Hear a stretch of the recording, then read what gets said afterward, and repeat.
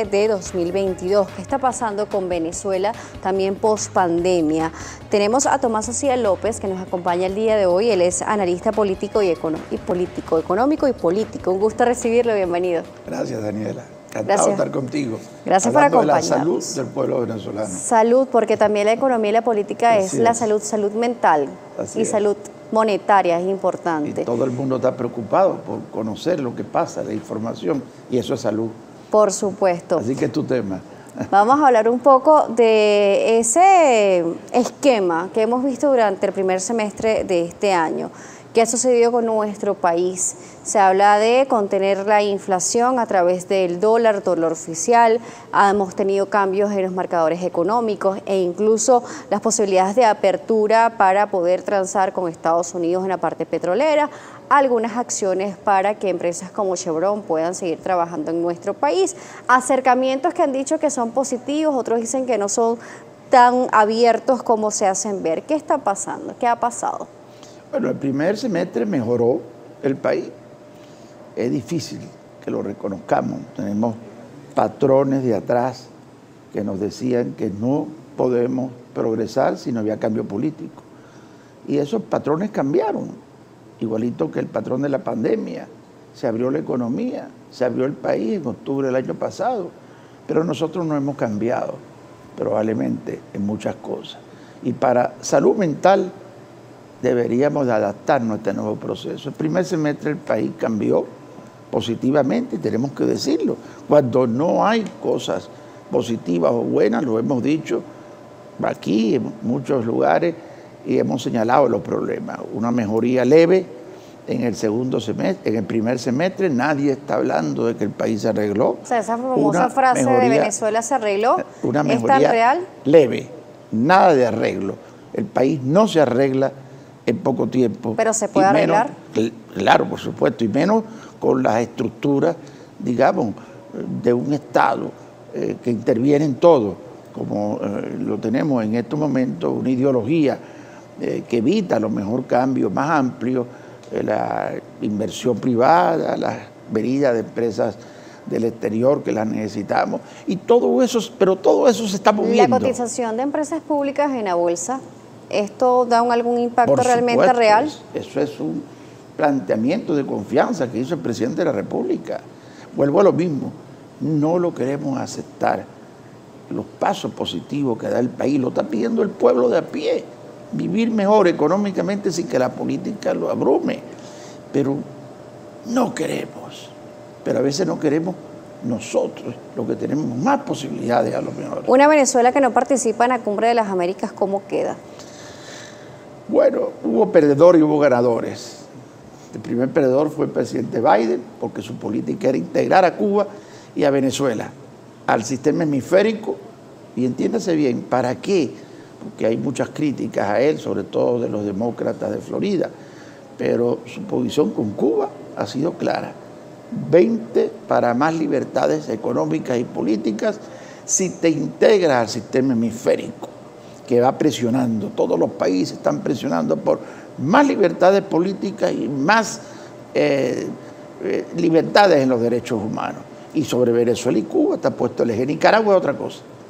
Nicaragua es otra cosa y todo el mundo, hasta el presidente argentino dijo Nicaragua es otra cosa. Un Biden que se comunica... El presidente Biden perdió porque no tuvo a Cuba y a Venezuela. Pero un Biden que se comunica a través de sus enviados con el presidente Maduro y vía telefónica con Juan Guaidó, ¿qué lectura se le da? Tienes toda la razón. Pero que ninguno de los dos es invitado. Desde abril del año pasado hay comunicación entre el presidente Biden y el presidente Maduro. Yo estaba en Washington, pude acceder a la información y la dije al venir. Reiteradamente lo he venido señalando. Hay conversaciones indirectas entre ambos por la política del presidente Biden que describí anteriormente. Eso ha continuado hasta que lo confirma el presidente de la República la semana pasada. Lo confirma y lo verbaliza. He tenido conversaciones con Estados Unidos, indirectas por supuesto, y mejoramos las relaciones con ellos, aunque vamos muy lento. Lo verbaliza el presidente por primera vez. Biden y el presidente Maduro se están comunicando. Lo quiero repetir aquí porque esa es la información. No es Tomás Socias. Y también llama por teléfono a Guaidó. por supuesto. Es un político que está buscando... Igual que el presidente Maduro, hay dos lenguajes. En las reuniones que tuvieron en Caracas, no nos da tiempo, seguro que todos los que nos están viendo quieren más detalles. La posición de Estados Unidos fue: no puedo quitar las sanciones, es un tema complicado, tengo a los republicanos enfrente y me dicen que si yo tengo flexibilidades, yo los fortalezco a usted, que no está integrado al tema de la libertad, de los derechos humanos, las libertades políticas. Sí, Biden fue fuertemente criticado por haber realizado acercamientos con el presidente Maduro. Así es, por los demócratas de Florida, por el 50% de los republicanos que tienen el control del Congreso, y incluso no está bien en las elecciones de noviembre. Entonces, número uno, le digo, no puedo quitar las sanciones. Número dos, voy a apoyar al líder Guaidó y a los países que están en estos momentos apoyando mayores libertades en Venezuela. El presidente Maduro le dijo: está bien, no tengo inconveniente ninguno, una otra palabra, pero yo quisiera nombrar esos embajadores de esos países en Venezuela. Y vienen 20 embajadores más, 25 embajadores más a Venezuela que se habían retirado. Vamos a establecer una pausa en nuestra entrevista. Vamos a irnos también a otros contenidos. Tomás Sociedad López nos va a seguir acompañando al regreso, pero vamos a ver contenido informativo con seguir. Sí, Daniela, vamos a revisar ahora qué está pasando en lo profundo de nuestra Venezuela. Hacemos un breve recorrido hacia las regiones de nuestro país. Vamos a revisar información del Estado Cojedes, porque durante esta jornada la Cofradía de los Diablos Danzantes del municipio Tinaquillo de esta entidad van a celebrar y a llevar a cabo diferentes actividades del Corpus Christi. Nuestro corresponsal en la entidad, José Carlos Gómez, nos complementa esta información. José Carlos, muy buenos días, por favor. ¿Qué está previsto para hoy jueves? Adelante. Muy buenos días, amigos de Primera Página, agradezco este contacto informativo. A esta hora nosotros nos encontramos en el municipio Tinaquillo del estado Cojedes, donde hoy jueves 16 de junio se llevarán a cabo las actividades conmemorativas del Corpus Christi, iniciando con una santa misa en la iglesia Nuestra Señora del Socorro que tenemos a nuestras espaldas, y también a las afueras del templo se llevará a cabo la presentación de la Cofradía de los Diablos Danzantes de este municipio, que tienen más de 150 años de historia y son patrimonio inmaterial de la humanidad desde el año 2012. Todas estas actividades culminarán con una sesión solemne de la Cámara Municipal, donde su punto único será la importancia de los Diablos Danzantes para la cultura de este municipio. Esta es la información que tenemos a esta hora y con ella retornamos a los estudios de Primera Página. Adelante. Gracias, José Carlos Gómez, nuestro corresponsal en el estado Cojedes. Cada rincón de Venezuela aquí en la pantalla de Globovisión. Estamos revisando qué ha sucedido en el primer semestre de este año y también qué nos espera para el segundo.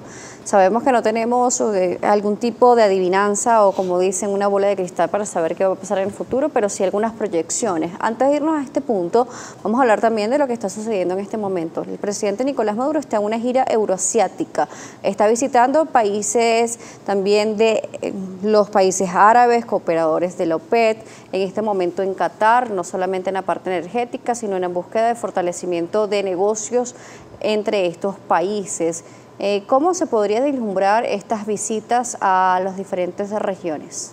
Sí, fíjate, Daniela, tú que eres muy informada, no va el presidente Maduro a la cumbre, se lo dice el presidente Biden en esas conversaciones como telefónicas que de alguna manera, telefónica no, indirecta que tienen, se entera en Washington de que el presidente Maduro iba a arreciar su lenguaje por la no ida a la cumbre. Le mandan a decir que no se puede invitar a la cumbre por una serie de temas externos como tal, que el diálogo va a continuar, que él no va a retroceder con Venezuela y con Cuba, como con Cuba lo acaba de demostrar, y que va a otorgar 2 permisos a la empresa, que lo hizo después inmediatamente, a la empresa Eni Spa italiana y Repsol española. El presidente Maduro, lejos de molestarse, encarga al presidente Alberto Fernández la responsabilidad de representarlo en la cumbre y da media vuelta y se dirige a esta gira, que es fructífera para el país, cualquiera tiene que aceptar, porque es una gira fructífera por una serie de temas en los cuales no solamente se han tocado países aliados desde el punto de vista ideológico del Ejecutivo, sino se ha estado en Turquía, se ha estado en Qatar, o sea, en países intermedios en muchos temas y que indudablemente le va a repercutir mucho económica y políticamente a Venezuela. Por supuesto, vemos entonces esta gira y este fortalecimiento. Venezuela ha tenido durante los últimos tiempos buenas relaciones con los países árabes también, con sus aliados principales, Cuba, Rusia, han estado ahí presentes y marcados, pero la apertura para buscar otros territorios, como decíamos, Estados Unidos, que históricamente este gobierno específicamente, el del presidente Maduro, ha tenido conflictos directos. Veíamos cómo en el pasado Venezuela y Estados Unidos habían sido grandes aliados en la parte comercial, en la parte petrolera. El principal comprador de Venezuela era Estados Unidos, ya esto ha cambiado. ¿Podría estos países árabes sustituir totalmente este ingreso que hacía Estados Unidos a Venezuela? Los ingresos pueden ayudar.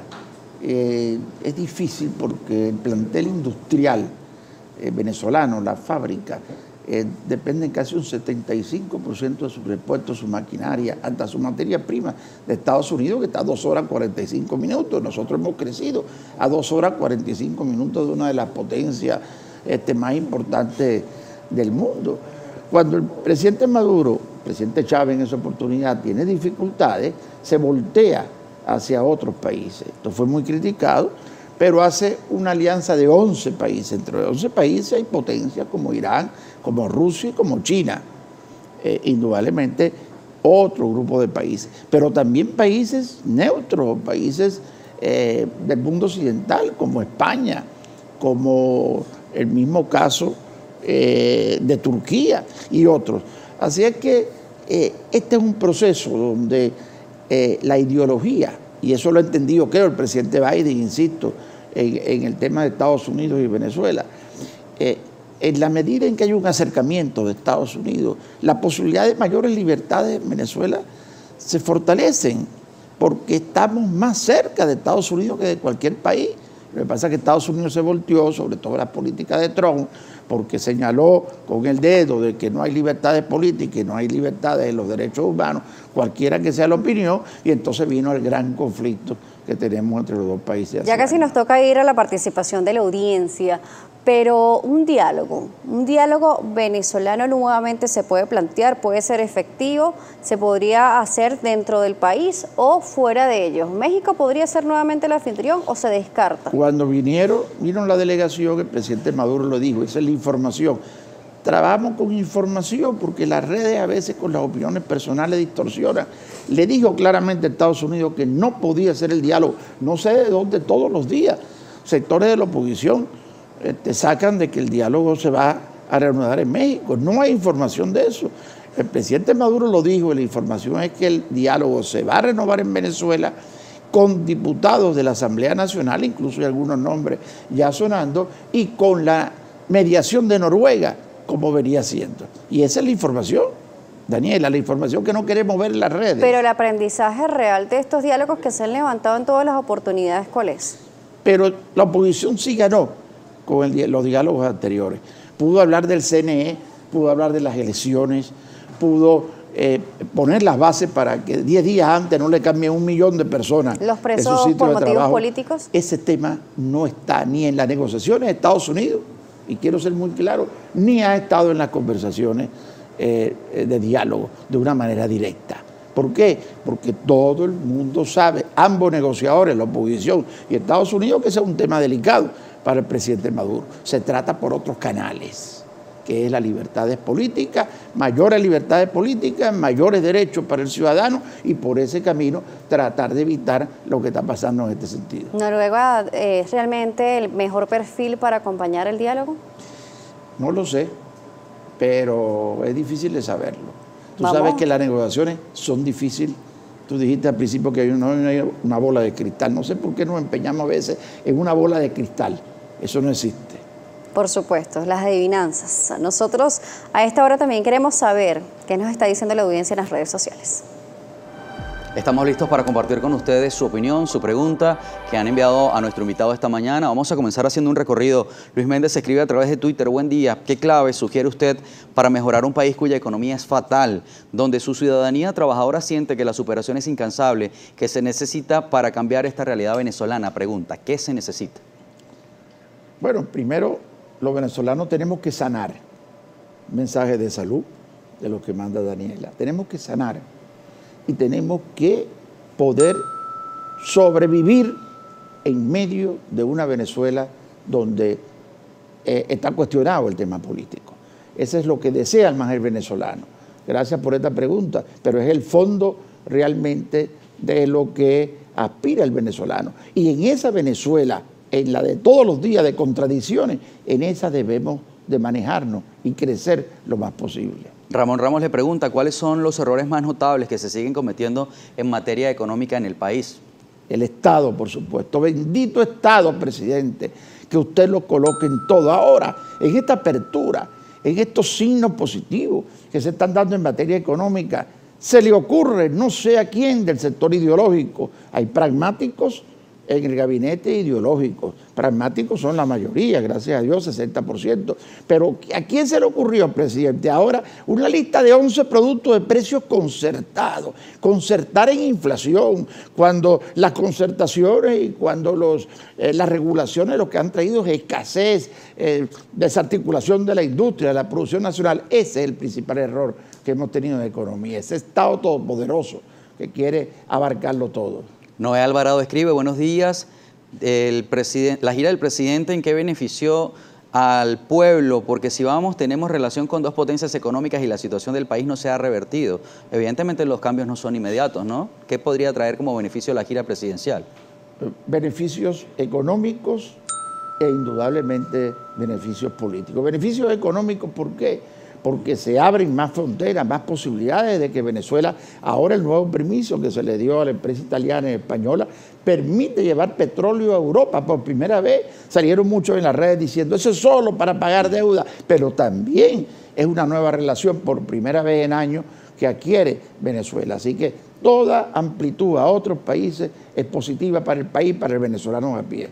Ramón Ramos le pregunta, ¿cómo cree usted que está siendo afectado el sector primario de la economía por la violencia y el robo de ganado en los estados Apure, Táchira y Barinas, que recientemente han sido noticia? A la UNEYES le robaron 282 reses, asegura.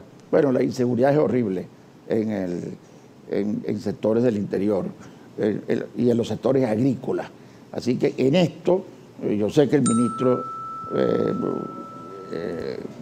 de la seguridad del país, al fin y al cabo, el llamado antes ministro de Relaciones Interiores, está abocado a tratar de, con los SODI y con los REDI, darle una estructura de soporte y seguridad a la agricultura en el interior del país. Pero esto no anda marchando lo suficiente, ministro.